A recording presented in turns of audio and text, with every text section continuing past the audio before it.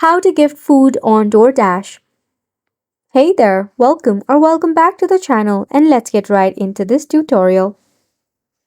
Gifting food in your Doordash is as usual as ordering or takeout for yourself.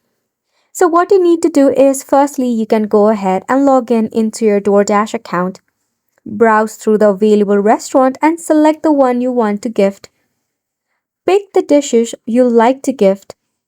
On the checkout page, instead of entering your delivery address, make sure to enter the recipient address. This is the only difference between a regular order and a gift order. You will also have to provide the recipient's name and phone number.